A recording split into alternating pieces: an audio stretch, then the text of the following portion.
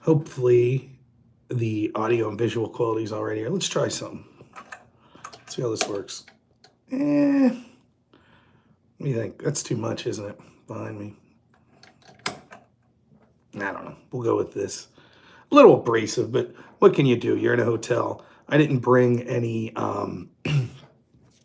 setup for my phone. I do have a little thing, like a little clip and a stand, but I totally forgot it. I gotta be honest with you. I don't know how many of you are married or are in long-term relationships, but there's part of your independent brain, at least for me, that just went out the window once I met my wife, even before we were married, when we were just dating and then engaged.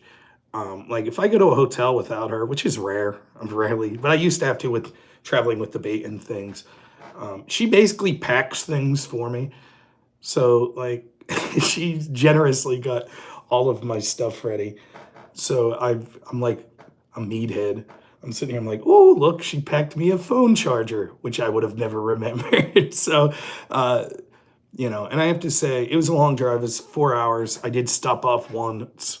Yeah, I'm in. It's actually not West Virginia. It's Brunswick, Maryland's where my hotel is. And then Tim's studio is about 10 minutes away from here. So I'm in a travel lodge. Nice setup. But yeah, I really do have to thank my wife. All of the streaming and everything I could do is because of her. It is definitely a team effort. She might not be interested in politics and things as much as I am, but if it wasn't for her taking care of my son and allowing me to do these sort of stuff, allowing me to stream as much as I do, I just wouldn't be able to do it. So I will not be able to fix the gray beard. I think the gray shirt brings it out though.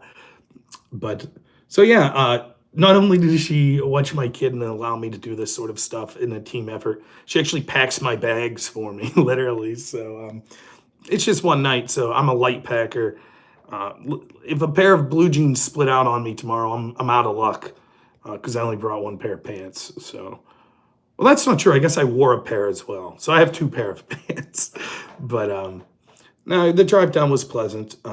I'm not the biggest fan of long drives, but I listened to some Jim Cornette wrestling business. And then I actually listened to one of my old debates with Destiny for the last hour. Put it on 1.5 times speed to just refresh my memory. Because one of the things I want to talk about is my ability to debate, particularly left-wing people that they've had on. And I think I have tremendous amounts of success with that.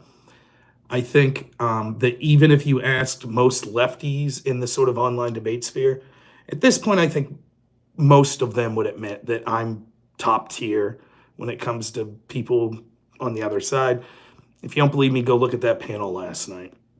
I do not think that Pondering or Hutch are by any means slouches in the debate sphere. I pretty much don't think they were in my class last night. And I hate bragging about myself, but I told myself on the way down here that it's something that I have to do a little better. I think it's important to have humility and admit your faults and try to always improve. So I will try that. But I also think that, if I'm going to try to grow as a channel, I have to have some deserved self, what's the word I'm looking for? Selling of myself, and I think that it's just objectively true that I'm a pretty good debater and probably one of the best that you see on the right.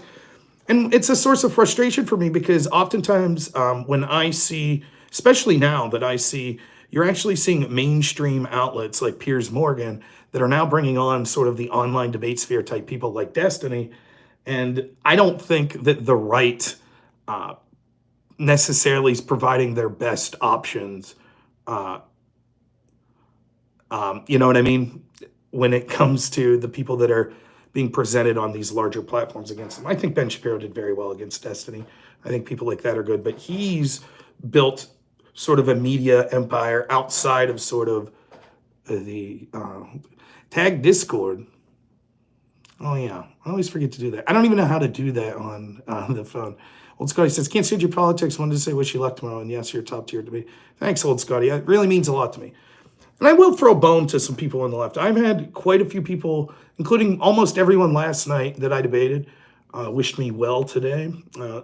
And I've had a lot of people that have reached out to me with similar well wishes like old Scotty there that don't agree with my takes but can admit that I'm a good debater, and are wishing me well.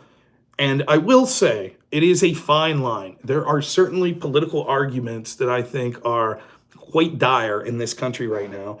And I think that there are a lot of people, particularly in positions of power, that would appreciate the censorship of people like me. But there are those on the left, especially when you're not talking about people with power, just average people. I don't really have butterflies, not at all, to be honest. I think there are people that might vehemently disagree with me that are on the left, but that legitimately you could be friends with. And even though things might get dire and they might hate you more if our side starts to get actual power, for the position I'm in now, I am thankful for that. So what's the most people I've ever spoken in front of during a debate? Probably about 1,000. I think one time at West Point or at the Naval Academy, a bunch of the cadets watched us. I'm guessing there was somewhere between 500 and 1,000. I don't know exactly. Debates I got nervous for. Believe it or not, I got more nervous the worse my opponent was. I don't mean debates like I do now. I mean when I did debate in college, because I always felt like I had nothing to lose if I was debating a really great team that was supposed to be better than me. But if it was a team that I knew we were supposed to beat, then I would get a little nervous. The two things I got, there's a lot of things I get nervous for in life. But the two consistent activities, hobbies that I did that made me nervous were debate rounds. I always got nervous. The most nervous I was in a debate round was after the debate was over while the judge was deciding. 10 a.m., I believe. Thank you, Crucible. I really appreciate it. I believe it's supposed to be at 10 a.m. And it's going to be on, and I put a tweet out to this. So if you follow my Twitter file or my Twitter account, X or whatever you want to call it now, it's not going to be on Tim's main channel.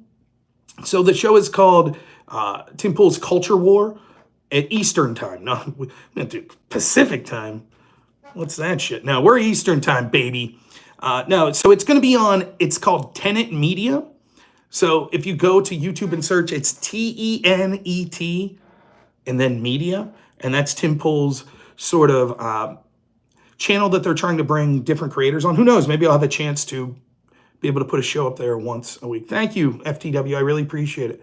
Thank you, Tom. I'm sure it will. I'm looking forward to it. I'll explain what I hope to get out of it. Hopefully what we'll talk about. All of that good stuff here this evening. They put me up in this hotel. They offered a plane ticket, but for me, because I'm in rural Pennsylvania, it'd take me roughly 2 hours to drive to the nearest airport. If I checked out the pool at the hotel, I have not. I plan on sleeping. That'll be about it.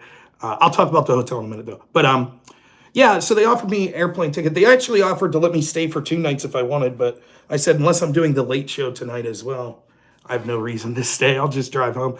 So by the time I would have driven 2 hours to an airport, then parked my car, gotten an airplane, the time it would have taken to fly, it would have taken more time to load on and off the airplane than fly. Then I'd have had to get a rental car, then drive. It was just quicker to drive. Yeah, I'm looking forward to seeing the compound. So I'm supposed to be there at 9:15 tomorrow. So it'll be interesting to walk around, get to know people before we start. That'll be great. Hopefully I don't have any alleged confrontations like Destiny and Phil Labonte had in the green room. I think I'm pretty likable. I'll be all right. Yeah, I would guess too. Because when I interestingly, it's a travel lodge. Interestingly enough, it's right up my alley. I parked and I couldn't figure out where the front desk was. And there's a guy standing outside. I was like, hey man, do you know where the main doors are? Yeah, it'll be on YouTube on Tenet Media. It won't be on my channel. So if someone could put the link to Tenet Media in the chat, I would really appreciate it. And again, I did put that link on my Twitter feed. So anyways, it turns out there's a diner attached to the hotel, and that's the front desk. You go through the diner. And unfortunately, they did not have my name reserved, so they had to call Tim's people, and they gave him the thumbs up. So, no, but the question's me being nervous. Waiting for the decision in a debate round always made me nervous. For whatever reason, even though it wasn't something that I was really into when I was in band in high school, I would get incredibly nervous. I always thought I was going to make a fool of myself. Like I would be playing a solo. I played French horn, and I was average. I wasn't very good. Some of my friends were very good. My sister's very good. She's actually going to be going to college for band, but I was average. But I always thought I'd make a fool of myself. Who knows? Maybe I'll be nervous tomorrow. But you know, I feel to me, I'm just approaching it like it's a conversation. I think I'll do fine. What I want to I think I mentioned this the other day, but what I would like to get out of this, I played some mean ska music. I was in show choir. We sang swing. We did a little Zoot Suit Riot, and what I hope to get out of the show is this. I hope to make some connections. That's what I want. I don't know exactly how many people. My guess is just from looking at the other Culture War shows, they'll end up with about 70,000 people, not live, but in total watch this, which is far bigger than I usually get. So I'm grateful for that. So it'll be nice to reach a big audience, and I hope I do. I hope I say stuff and it goes viral and 10 million people watch. But more importantly than that, I think, is making connections and trying to put myself out there so that I could have more interesting conversations with perhaps some more well-known people. I think if I would like for Tim to know that I would be available to come on anytime he needs a right-wing debater or a populist debater, and I think I'd be one of his best options. And I'd pretty much be able to do it on short notice as long as I wasn't working. So hopefully I could be set up in the future to even be on the Timcast IRL show and hopefully have some bigger debates and with some bigger guests. I think that would be wonderful. Also hope to make some connections, hopefully by being on Tim Pool's show, when I reach out to other shows that I've reached out traditionally and haven't got much traction on. Hopefully being on this show will help propel me to be able to talk to some interesting people that I want to talk to. You know, people I'd love to talk to are like Glenn Greenwald, Jimmy Dore, Matt Tiabi, Michael Schellenberger, Aaron Mattei. I would talk to Dave Rubin, you know, and I think I think it is a realistic goal that I can make a good enough impression, both in the content that I'll be talking about with the politics, but I also have a lot of pride in the fact that I think that I'm a pretty sociable person, and I think that I think I'll be liked by all the people there, even if they would disagree with me, because I think I'm a pretty likable person. So, yeah, that's really my goal. What will we be talking about specifically? I couldn't tell you. Make sure you let them know that you have a YouTube. Yeah, I certainly will. Certainly will. Thank you, Nico. I appreciate it. Benny Johnson has a show in Tenet. Okay. I don't know exactly what the topic will be. I know what I want it to be. I want to talk about corruption and double standards at the FBI, and you know. Ian Crossland is, and I have to give a shout out to him, and I will let Tim know this, and hopefully I see Ian tomorrow. Regardless of what you all think about sort of Ian's philosophical outlook on life, it's not really a debate, no. They wanted to find someone for me to debate, but they were unable to. So Crucible says, I'll do well. Let me give you one opinion. Don't tone down yourself. Bring the fire. I will. Thank you. Yeah, I think that's great advice, and that's basically what I was talking to my wife about. They brought me on because I'm me, so I'm not going to sit there and be overly humble. I am entirely convinced that in this group of people that I will know more about the things that I'm talking about than any of the other people there. And so I will act like that. I'm not going to act like I'm big timed or anything like that. They brought me on because I'm me. I'm going to be me. That's my plan. So there's no need to be nervous. Worst thing that happens is they don't like me. They think my takes are dog shit. That's fine. Guess what? Tomorrow evening I'll be with my wife and kid. Life moves on. But I don't think that'll be the case. I think I'll do great. So, you know, that's how I feel. You know, I'll tell you a story about that. I used to, when I debated, I started off as a novice debater in college, and I was pretty good. In the policy debate, the style debate I did, there were 3 divisions. Thank you. Thank you. I really thought I did pretty well on the panel last night as well. Got a little heated, but that's okay. Yeah, that's the plan, FTW. So, Benjamin Weingarten is the other guest. Keep my head in a swivel. Expect the unexpected. Have a good time. Thank you so much, John. Benjamin Weingarten is from the Epic Times. He is a journalist that is very much in line with basically a lot of my feelings on politics. So talks a lot about the corruption of Biden. So they asked me if I would rather have someone that agrees with me or disagrees with me. I said I wanted someone that disagreed. They asked me the type of people I'd like to debate. I told them I knew Destiny would be on the show before. I would be happy to debate him. I don't know if and in fairness to Destiny, I privately messaged him and told him some of the available dates. And he said, yeah, let me know. And then unfortunately, the date canceled. I don't know if they ever reached out to him. But I know they said they were trying to get some different left-wing guests on. So I know they talked to people like the Krasenstein brothers and some other big names. And I'm not saying they ducked me. I'm not saying anything like that. It's very difficult to find people's schedules at times. So unfortunately, they weren't able to find anyone that on paper looks like would be debating me. So it's going to be Benjamin Weingarten. But it'll be nice to meet him and talk to him. Anyways, this story about debate. So when I did policy debate as a novice, that's what you start in. There's 3 divisions. There's novice, JV, and then varsity or open. I never debated in high school. So when you get to the top division, varsity, most people debated at least 4 years in high school, and they're going to, yeah, I wish it would be me versus Destiny. That would be fun. We'll talk about Destiny here in a minute. But so at the top level, everyone's been debating forever. It's very rare to come in as a novice and then make it successfully to the open division. Not super rare, I guess, but it's difficult to do. And then, of course, there's limits. You can only be novice for like a year or 2.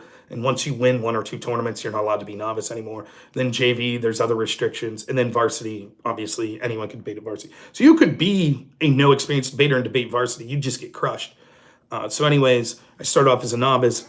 It took me probably 4 or 5 debate tournaments before it turned out I was pretty good. I started doing pretty well novice tournaments, won a novice tournament, and then bumped up to JV. My goal was to bump up to varsity as fast as possible. No, I mean, yeah, I started doing debate panels pretty early, but there were a handful of times, I think, before my first debate panel online that I talked to people that agreed with me. Anyways, one of the things I used to ask, because we're a small shit school, we're Clarion State School, no one's ever heard of us. And by the time I'm varsity, most of the big dogs in debate knew each other. So you knew like, oh, Harvard, and the way your team name is your school, and then alphabetically the last name's the initials of you and your partner. So my partner's last name started with an H and mine starts with an N. So we were Clarion HN. So you might be like, oh, we're debating Harvard AD. And I'd be like, is that team good? And they'd be like, yeah, that's like top 5 team in the country. Oh, okay. And so I used to ask my coach all the time, like, I think it was when I was in JV, is this team any good? Is this team any good? Is this team any good? No, it was like towards the end of my novice career. And I remember he pulled me aside and was like, you're better than everyone you debate. Like every single novice, you're better. Stop fucking being nervous. Stop caring who you're debating and just understanding that you have the confidence that you could go in there and wreck these people. And that actually did a lot for me, because even then later I learned the lesson. I like to know if I was the underdog, because I think you could take more chances. Like imagine that you're playing chess. If you know the other guy's supposed to beat you, he's like a world champion, maybe you'll take some more risks. And you'll probably still lose, but you have a better chance taking those risks because you feel you got nothing to lose. So I did like knowing that. But just the idea to have the confidence, like you should never, if you're confident in what you're doing, you should never feel intimidated. You just shouldn't. Otherwise, why do it? So I have no problem anytime. Sometimes maybe it's an undue sense of arrogance. I like to think that it's having confidence in myself. But almost anytime I'm on a panel or in a debate, I go into it thinking I'm the best person here. That's different having a conversation. You don't want to be a prick, like, well, I know more than everyone else, but you should have the confidence to know that you deserve to be there. And you should also simultaneously have the humility. Don't think you're big time if you're talking to 3 people that no one's ever heard, but I got 100 people that watch my show live. Don't big time people, Do I play poker? I know how to play poker. I don't really. We used to play for $5. True story, this too. I used to work at this bar in this little town. They'd have poker nights. So it's $5 to enter. And then you just play Texas Hold'em.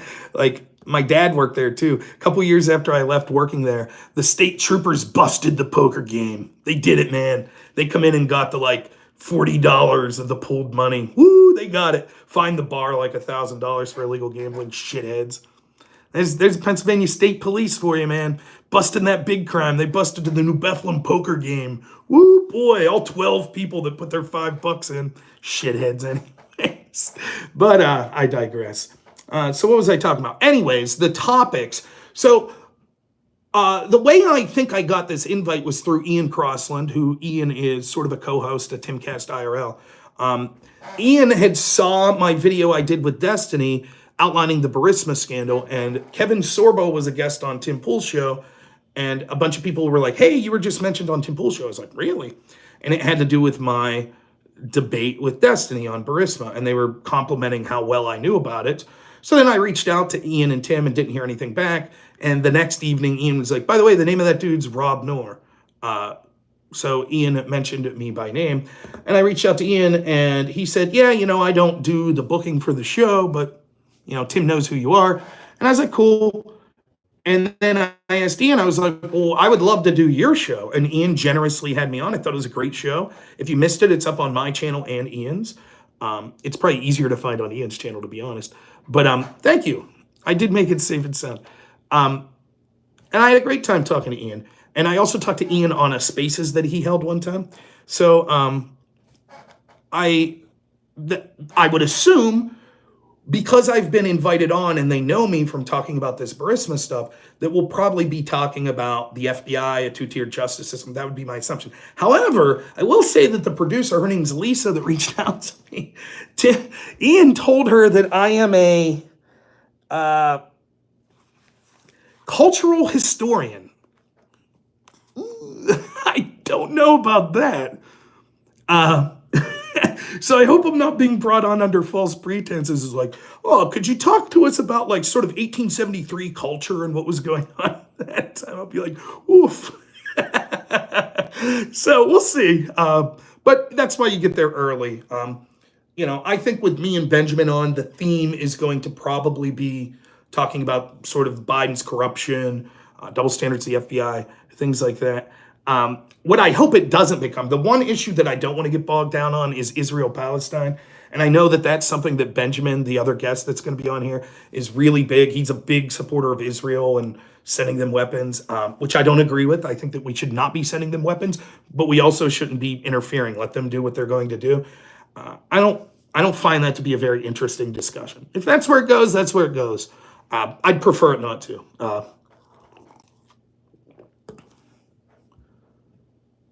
Yeah, that's a very solid point. Okay, it is true. Hutch, he's 40 years old, been in politics since he was 18, and he's always trusted the government. Yeah,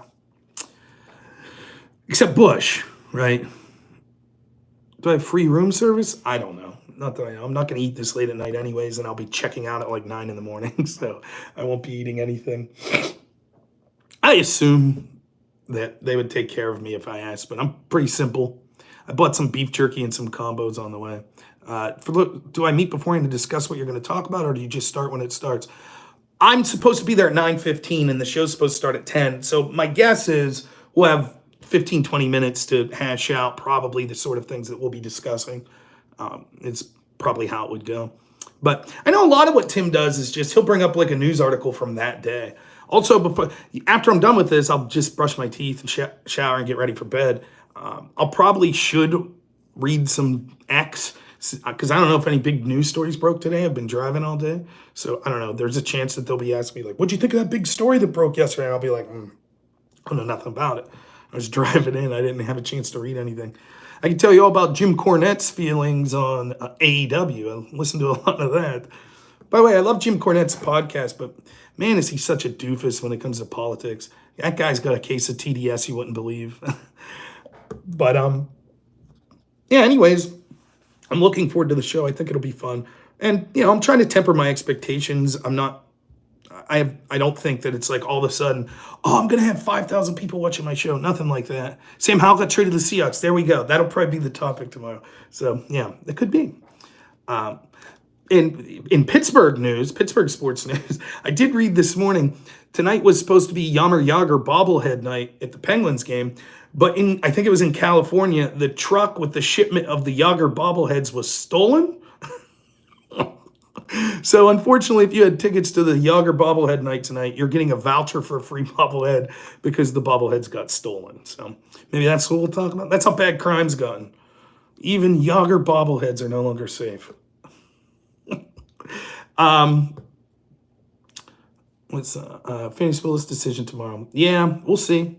And that fit in sort of with the idea of corruption that we're talking about. Yeah, the Pens are having a rough season. They certainly are.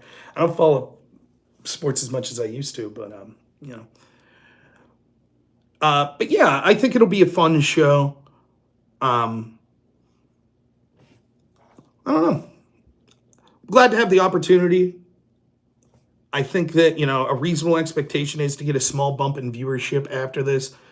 But to me, more important than that is trying to make connections, like I said, that then I could take my channel in a direction that I personally would like, being able to talk to some more mainstream people.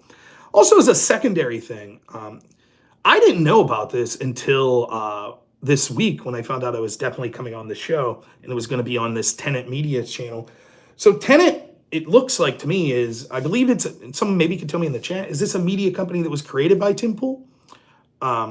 And it looks like the idea of this channel is they have multiple creators on there and they'll use this channel to put up videos that they're doing. I think it's a great idea. You remember, it seems like eons ago, but remember when Steven Crowder, there was this big scandal where he kind of was crapping on the Daily Wire, and it was like, he was like, oh, they get you to sign these ridiculous contracts, and that's why, I'm going to start, I heard that old Scotty, I'm going to start, reaching out, have smaller creators reach out, and we'll bring them under an umbrella. And I did reach out to Steven Crowder. I'm small time. He didn't get back to me. I don't think he was rude about it. It's just he probably didn't see. But that idea is actually a really good idea. We could complain, and we've talked about on this channel, one person in particular I like, and then other people I'm not so fond of. What's up, Ninja? I'm doing great,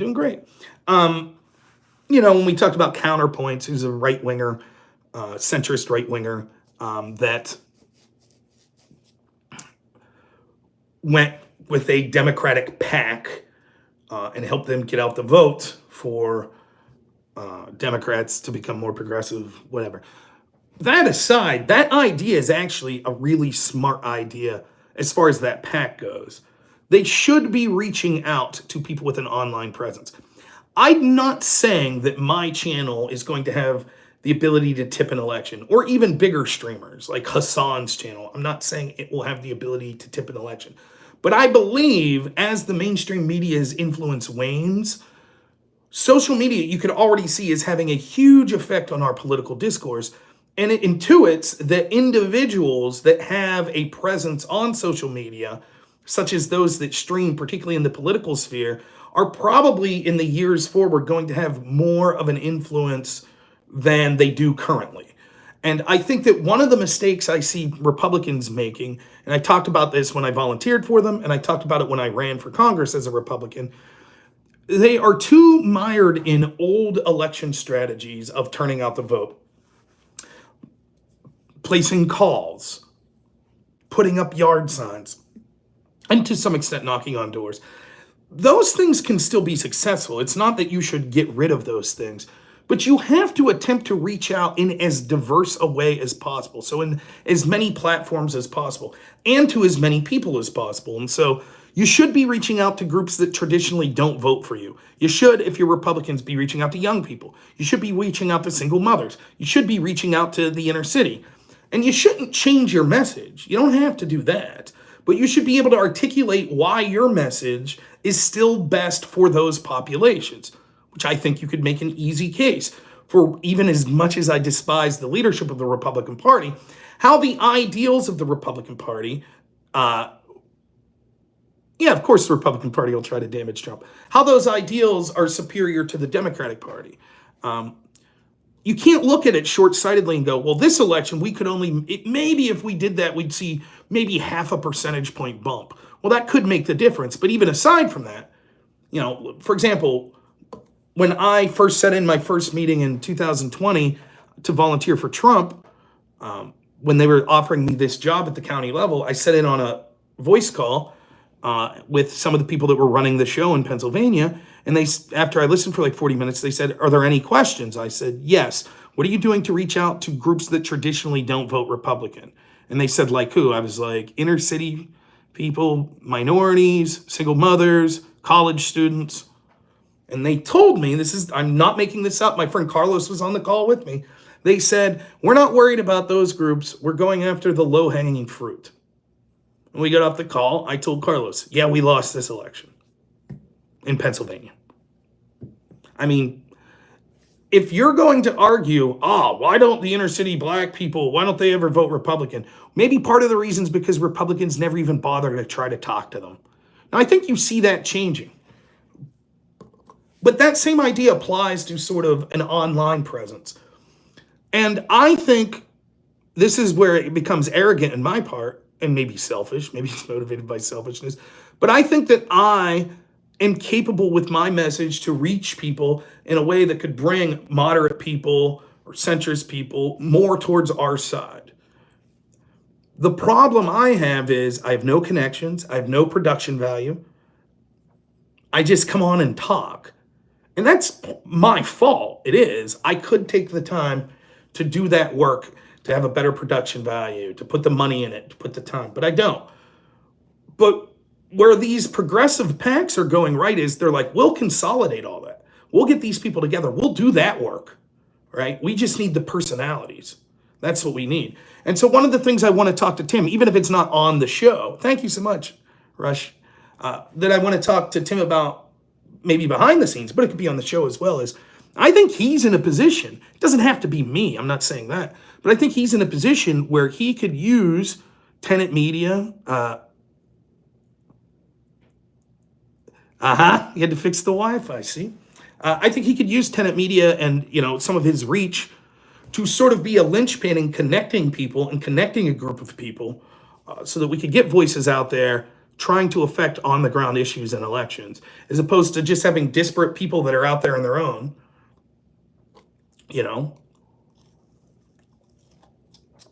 A guy just commented, Rush is right. There ain't going to be another Rush Limbaugh. Yeah, they could cancel. I think my wife would let me stick around if I was doing the late show. You get in trouble, Go Rams. Thank you. Been following me since above top secret. Thank you, Kenny. I appreciate it. Do I have any questions I'm dying to ask Tim? No.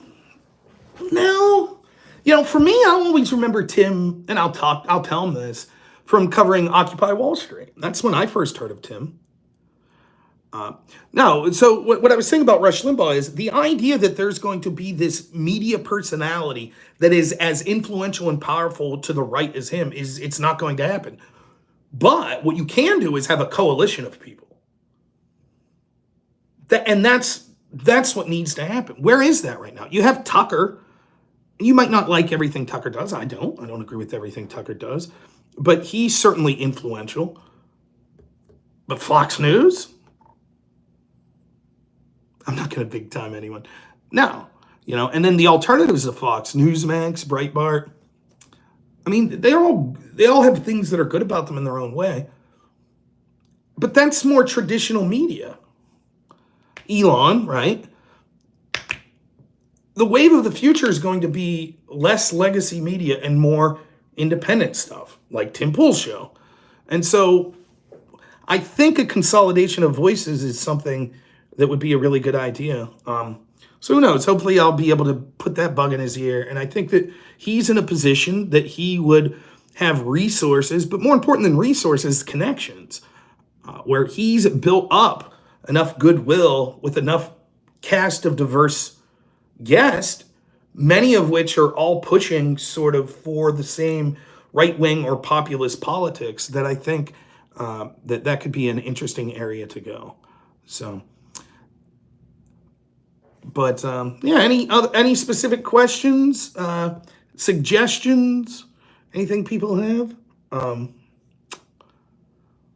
I've decided clothing-wise, I'm gonna wear. My wife suggested I represent the local farm, so I'm wearing my old Zockrell's hat, and then I'm just gonna wear jeans and a long sleeve. That's my big plan. So hopefully it's not too hot in there.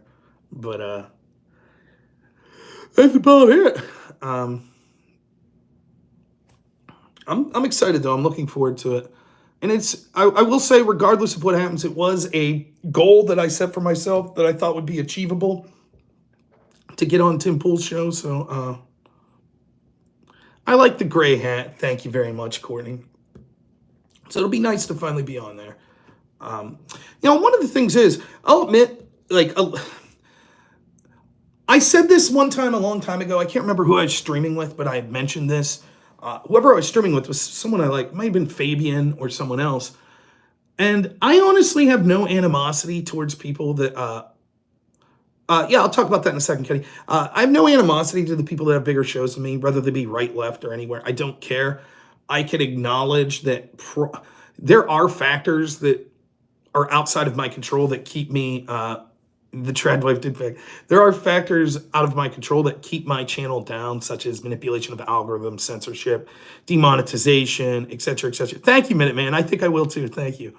But a lot of it has to do with me as well. Dude, 95% of what I do is come on and do 3-hour streams, just me talking. My stream will be I'll be on the Culture War. It'll be on Tenet Media, Tim Pool's secondary channel. So it'll be the Culture War at 10 a.m. Eastern tomorrow. So I get that. Whoever I was on, there was someone, it might have been Fabian, was like, oh man, no, I get jealous if someone I talk to blows up a little bit, because you're like, it should be me. And I don't feel that way. I don't. I'm not going to do a shot of 50 cal. I will not be drinking any booze. I have to drive 4 hours, so not even one shot. Seeing as how I used to be quite the drunk, I really try to, anytime I know there's even a chance that I'll be driving, I don't even like to have one beer or one shot, because I've been in enough situations in my life where I say, yeah, I'll have one drink, and then that turns into getting drunk and having to call someone to pick you up. So I can't afford to do that.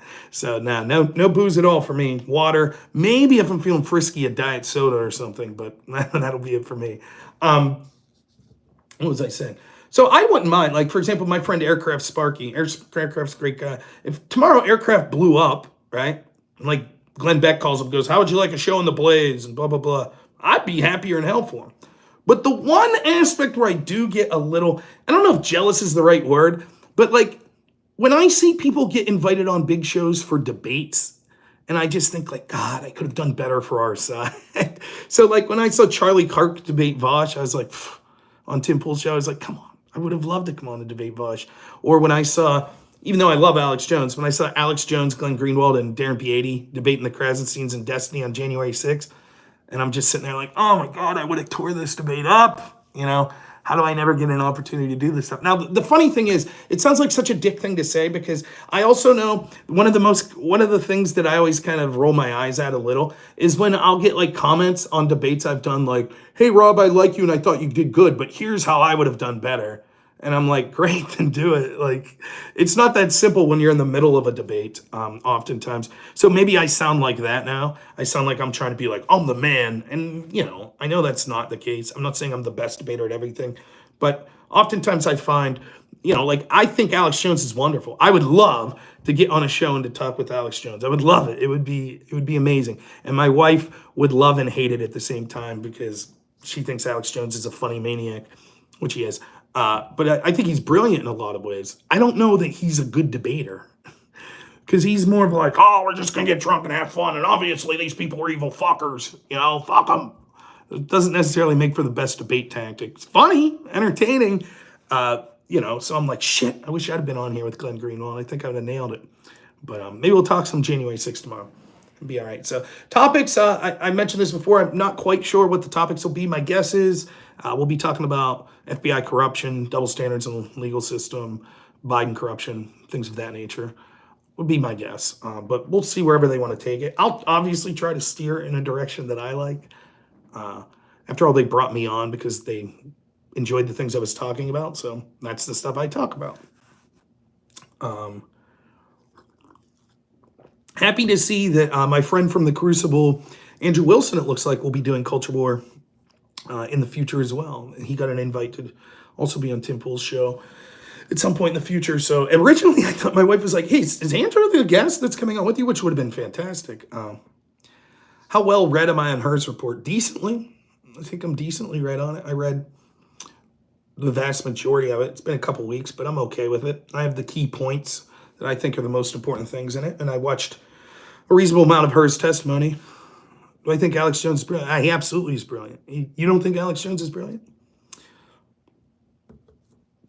Not just his knowledge of things, which he's not always right, and he's even admitted when you're that level of a conspiracy theorist, everything's a conspiracy theory, but he certainly's been right on a lot of stuff. He's absolutely brilliant in his performance. That man's entertaining. If that guy had a night like 5 years ago when the media started to decline, yeah, Courtney says when that's true. You know, but when the media started to decline, if you put Alex Jones on primetime television every night, that dude would have beat every other person. Because even if you hate him, you'd have tuned in. Oh, he's not a good debater. I totally agree. Anyone that questions his intelligence should watch the Joe Rogan, where he gets fact-checked every couple minutes. Well, that's right. He's hilarious. He knows how to entertain. He built a media empire while basically the entire institution was out to get him. Yeah, he's definitely, of course. Can you imagine, like, being his roommate or his wife or his neighbor or something? It might be a bit much. So, I still remember Alex Jones from the movie Waking Life. Did you ever see that?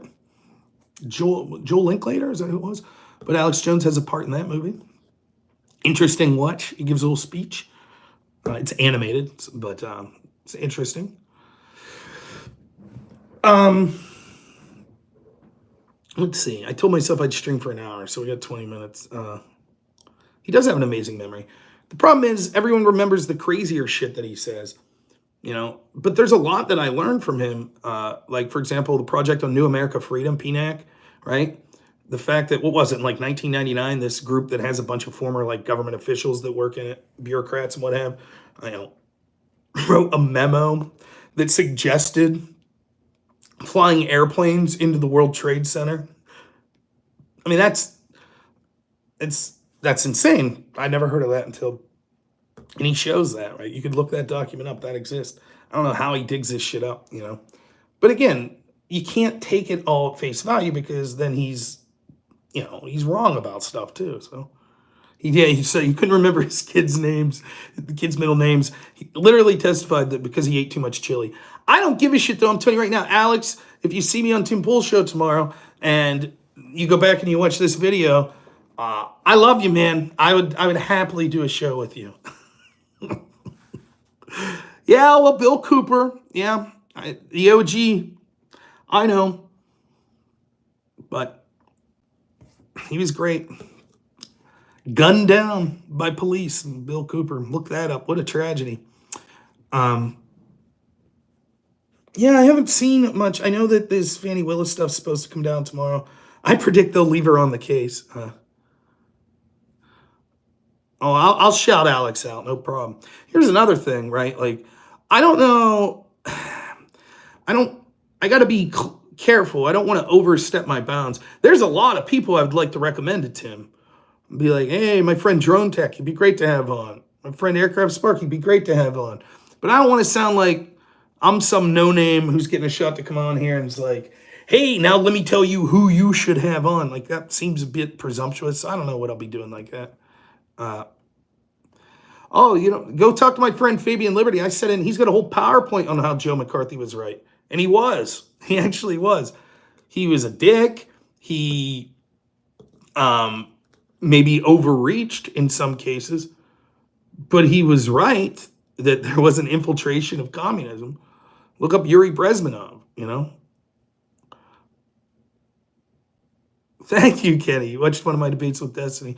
Yeah, I mean, I watched the debate I had. I was interested in seeing, because I was bored. I stopped to go to the restroom and get a soda, and I was like, okay, I've got like an hour and a half drive left. What can I watch? I was tired of listening to wrestling stuff, so I put on the debate I had on Politically Provoked with Destiny.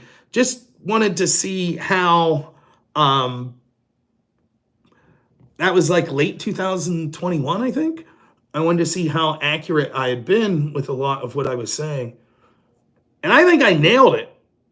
I really do. Like, if you go back and watch that, I'm talking about the border, I'm talking about how we didn't vet all these people from Afghanistan, talking about inflation, like 2021. Now, all that stuff was occurring, But the question is it still occurring now? The one thing we spent a lot of time talking about in that debate, which isn't discussed much anymore, and Destiny was sort of right about this point, was Afghanistan. And he said, I anticipate within a couple months this won't be a big political issue, which I didn't disagree with. I know how news cycles work.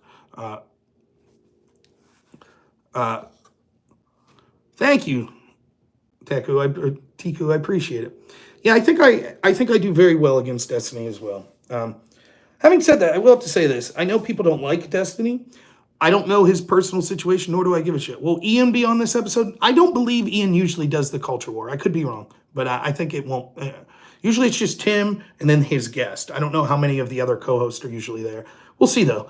I can't say that I've watched the culture war. I've certainly watched more episodes of Timcast IRL than I have the culture war. Anyways, I don't know much about Destiny's personal life. There are a lot of things that people don't like about him, whether it be the type of relationships he's in, stylistically, how he debates, things that have gone on behind the scenes. I have to be honest with you, I don't really give a shit about any of that. I really don't. I always try with very, very few.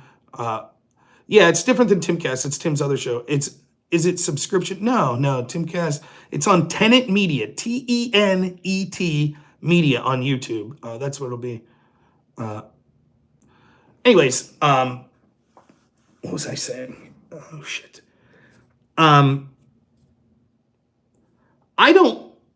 try not to bring people's relationships and stuff in with very, very few, unless I think it's germane to what we're talking about. Thank you. Thank you so much, Go Rams. I appreciate it. So I don't care. Now, I understand people that talk more about sort of religious, philosophical, cultural issues have more to say on that. I have my opinions. Yeah, old Scotty likes Destiny. Yeah, I know, Sparky. You got an interview. I hope that goes well, man. I really do. But, you know, I believe in a man and a woman in a monogamous relationship, getting married and having kids is the ideal way to live life. I recommend it for all of you. Having said that, I have gay friends. If you're happy, you're happy. I still think that you'd be much more happier in a monogamous relationship, even if you're gay. But I don't give a shit. I don't. As far as I'm having a conversation with you about politics, or I'm at a baseball game with you, or you're sitting across from me at the bar and we're having a drink and talking about the song on the jukebox. I know. Talk to my wife. I need more kids to at least 3 to get above replacement, huh? He liked him more when he played StarCraft. So I understand a lot of people, and I understand people said Destiny's done shitty stuff to people behind the scenes. That could be true, but he hasn't to me. He has been polite to me behind the scenes. The only arguable thing that he's done that I don't even blame him for, it was more of his editor, was when he got me on the front page of Reddit on whatever, LGBT month or trans month on Reddit. And I was on the front page because when I debated Destiny after drunken debates, which I was a little drunk, but I debated him on trans issues, he had this absurd hypothetical where he's like, well, what if you woke up one day and they surgically took out your brain and put it in a woman's body? What would you want them to do? I was like, put it back in my body. And he's like, oh, you just proved you're the most trans-positive person. And I was like, right. That's where he ended it. And I was like, right, I've never said otherwise. If they could prove physically their brain was in the wrong body, then fine, switch the body. But they can't prove that. Right? Right now they can't. And my overarching point, the whole debate was, it's an illness. It's a disorder, whatever you want to call it. There is something abnormal about being trans. Because the whole conversation centered, should we ban books on Amazon that say trans is an illness? No. One, because banning books like that is bad. Second, because it is an illness. That doesn't mean you treat people like shit. But anyway, so I got clipped out of context. And then, everyone was like, oh, Destiny crushed her up in this debate. Whereas then I went to TikTok where he put that video. And then my friend edited it and just put in the next 30 seconds where I'm like, yeah, that's exactly my point, Destiny. That would still be a disorder or an illness that required surgical intervention. He goes, yeah, I agree. Cut out that part. Made it seem like he convinced me of his side, where actually he admitted he agreed with me. Our kid is the best. Hank's the man. But at the end of the day, I mean, that's small potatoes. Shit, everyone does that. Anybody that puts any sort of clip up, uh, it, one text. I'll have to send it. I thought I sent Carlos. Carlos, if you're watching, I'll send you the link here in a bit. But so having said that, Destiny's never really done anything other than that, and that was probably his editor and not him anyways. So I don't, and I enjoy debating Destiny because I think if you're being objective, he's a good debater. He is. Yeah, he certainly uses a lot of tactics that you would consider shady. That's fine. It's not like Vaush. Vaush is just completely bad faith. And I've talked about the differences many times. How one of Vaush's key strategies is to blatantly lie. Actually, the source says the opposite of what you're saying. And then he'll just be really fast. And it gives the impression like, oh, like when he debated Jackson Hinkle on the bombings of Syria, Jackson's entire argument was there's this whistleblower for the OPCW that was tasked with being the lead in investigating these alleged chemical weapons attacks. And he was let go by the UN. They were like, okay, see you later. Brought in another guy to do the report that didn't even go and check out the on-the-ground scene. And so Jackson's argument was like, look, it looks like the guy who actually was in charge of investigating is being silenced. And Vaush's big strategy is to say, actually, no, that guy concludes the other way. And then Jackson's like, oh. And that's it. Then Vaush wins the debate if that's true, because that's basically Jackson's central argument. But then, thankfully for Jackson, he has the good sense, like a couple seconds later, be like, wait, where? Where's that? Can you send me that link? Because I'm reading right now, he doesn't conclude. He's saying what I'm saying. And Vaush is like, anyways, and just moves on. He doesn't give a shit. I don't think Destiny does that. Yeah, Destiny does do that. You'll focus on some side point that's not germane. And it's an easy trap. Sometimes I fall into that trap as well. It's an easy trap to not realize where is the most important argument that we're going for. Pisco does that a lot too. You'll get sidetracked on this like minute point about something. For example, the last time I debated Pisco on the Crucible, and this is partly Andrew's fault, there was probably 45 minutes of conversations about the definition of the word insurrection. You want to know what my strategy was to use the definition of the word insurrection? Yeah, Pisco, I'll concede to whatever you say the definition is. Now, moving on, because my entire argument is, if you're going to say January 6th meets your definition of insurrection, one of the definitions that the Colorado court gave, so does BLM. My entire point is there's a double standard.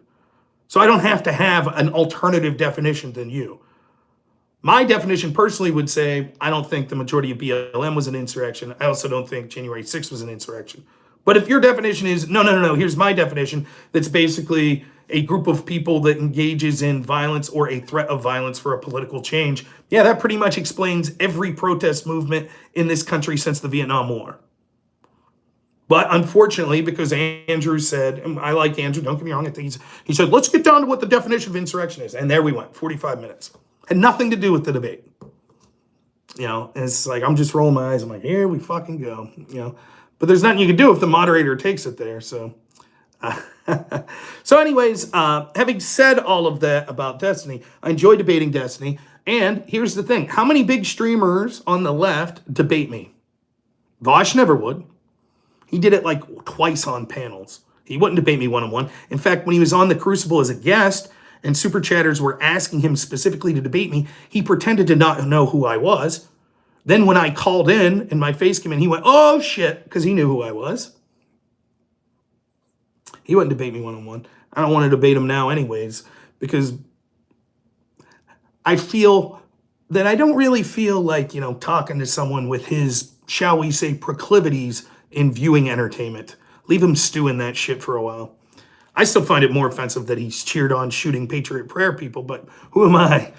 So at least Destiny's a bigger streamer that's willing to talk to me. And the only reason I'm doing Tim Pool's show tomorrow is because Destiny brought me on in prep for his debate with Glenn Greenwald and Alex Jones to talk about January 6th and the Burisma scandal. He didn't have to do that.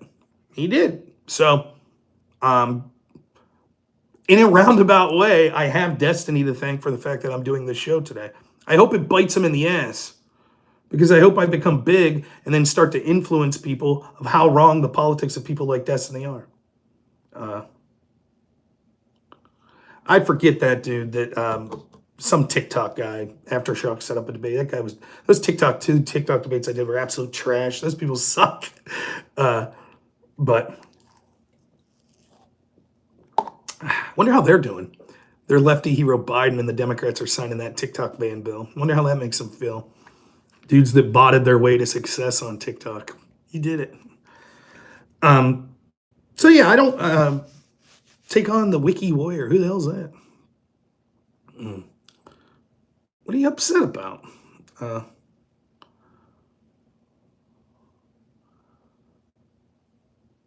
Yep, that's right, John Jacob. Yeah, that's what people forget that. I don't know. I don't think that I'm Wiki Warrior's Destiny. Tim doesn't like being told he's wrong. I'm just going to be myself. That's all I could be. If Tim says something I disagree with and I say I disagree with it and he gets pissed, so be it. Thank you, Brandon. I appreciate it. Oh, yeah, they took Courtney's mango jewel pods. Yeah. Now they're coming for TikTok that she likes watching funny videos on. Yep. My wife got into this phase where she was watching videos of hydraulic presses, like pressing different objects. She'd just watch, like, every day she'd watch like 20 minutes of these videos. Like, oh, look at this. They're crushing ball bearings today. It's pretty silly, but I guess it could be worse. Yeah, the crushing video. We all went through that phase, yeah. Mm-hmm.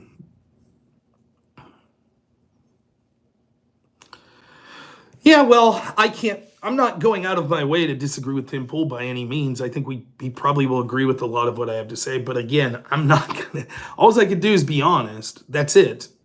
Yeah, the red hot ball. I've seen those too, where they put like balls of steel that they heat up real and then put them on top of objects and whatnot. Yeah, I've seen those.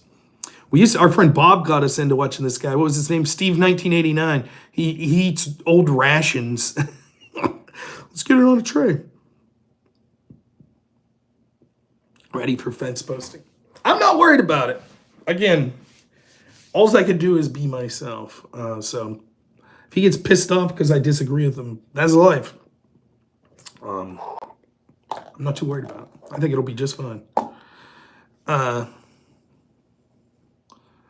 I'll make my case. I'll be fine. So I'm looking forward to it. I think it's gonna be fun. So yeah, I don't have anything negative to say. Like I said, I would have loved to have debated Destiny on this show. Well, I don't have a lot of quotes. I don't know that I'll have a lot of Tim said this. I should touch on Tim Pool's debate with Destiny, perhaps. I'll definitely mention my debates with Destiny. Yeah, that's what I would think as well, Kenny. But again, it's not something I'm ever worried about. One of my favorite people to interact with online is Andrew Wilson. When we've been on other than when we've just been talking, when we've been on debates together, we've debated against each other as much as I've debated with him. And that's perfectly fine. Like, we both know that. We're not going to agree with what everything each other says. No problem. I don't give a shit. So, I'm just not worried about it. But, we'll wrap up here. It's been about an hour. The last thing I want to say is, I know I already, at the beginning, she won't believe me, so I have to say it again. That's true. Arguing's a key part of my marriage. So I just want to say, the only reason I could do this is because my wife, who's in the chat, Courtney there, she's pretty good. No, she's great. Thank you, Russell. I appreciate it. Yeah. My wife's fantastic. When I'm at work, I'm not on the clock all the time. That's how I'm able to stream. But because of the nature of my work, where I do home health care, there's only one other person that works in that home with me, which means I literally, at a minimum, am gone half the week. At a minimum. Now, most of the time, just for my work alone, it's actually much more than that. Because a lot of times I have to drive to our office, which is 2 hours away. So if I have to do that, that's another 4 hours in another day. right? Then usually I have trainings to accomplish every week, which could be 4 to 8 hours. So when you factor that in, then the time that it takes me to stream, and my wife and I have a 3-year-old, like it's already asking her a lot to constantly run after him and take care of him. And then I come home, I'm like last night, I get home from work, or yeah, Thursday. So yesterday I get home from work like 2:30. I hang out with my wife. She makes me an early dinner. And then at 5:30, I have to go upstairs and start streaming because I have a debate. And I'm up there till 9 o'clock. Uh, that sucks. That sucks for her. Thank you, Stephen. I really appreciate it. It really does. So I'm very thankful. And then, not only is she watching my kid tonight and tomorrow, but she packed my bag. So I'll have toothbrush and toothpaste and mouthwash and floss and all that good stuff, appropriate clothing. So you're the best, Courtney. She is. That's the only reason I'm able to do this. But I also want to thank all the people on my show in the audience. I think you guys are great. It's one of the things, for years and years I streamed to like 3 and 4 people watching me, and it was okay. I liked it. But the coolest thing is knowing that I have an audience of people that is organic.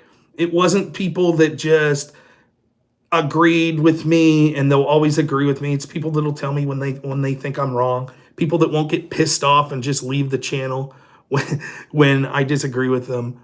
And it's also nice to know that there are people that at least value what I'm saying. And so most of the time it feels like you're screaming into the void, which I am still, but there's at least some people out in that void. And then there are specific people, Aftershock has been fantastic. It's helped me an insane amount for basically no recognition. But everything from producing debates for years that I've done, helping produce when we did the arena show, calling me, talking me off a ledge when I want to talk about dumb shit or something like that. So I really want to thank Aftershock and, everyone else. There's a lot of people that donate money that's absurd. I don't know why anyone does it, but I do appreciate it. I'm certainly, I don't make anywhere near enough to have this be my job or anything like that, which is perfectly fine. But I make enough to justify the expenses, like paying for services like Restream or buying a new camera or buying a new computer. And so it's really appreciated. It really is. So I hope you all enjoy tomorrow's show. Thank you, Elizabeth. I really appreciate it. I think I will do great. So one more time, a reminder, it's not going to be Timcast IRL. It's going to be 10 a.m. tomorrow. It's the Culture War show. It will be with Tim Pool, but it's going to be on Tenet Media. That's Tenet Media. It's going to be 10 a.m. Eastern Time. 10 a.m., I believe. So obviously, because I'm on mobile, I'm sure I can type that in, but I don't know how. There you go. Go Rams, got it. So yeah, 10 a.m. tomorrow. You can check that out. You check out the guy that's going to be on the show with me, Benjamin Weingarten. You can check him out. He's on Twitter. He writes for the Epic Times. I think you'll like him. So I think it'll be a fun conversation. I hope people enjoy it. And then what's tomorrow? Friday. Probably Sunday night or maybe Monday. Nico's not watching. Jerk. Probably Monday. It's the next time you'll hear from me. We'll talk about how the appearance went and where we're going from there. So thank you so much. I appreciate everyone that tuned in this night. I'm going to go to bed. I had a long drive. So that's my big plan. Go to bed, read some X before I go to sleep here and see if there's any news stories I missed and get ready for the show tomorrow. So thanks so much, everyone. We will talk to you all soon. Hopefully you hear me tomorrow on Tim's show. As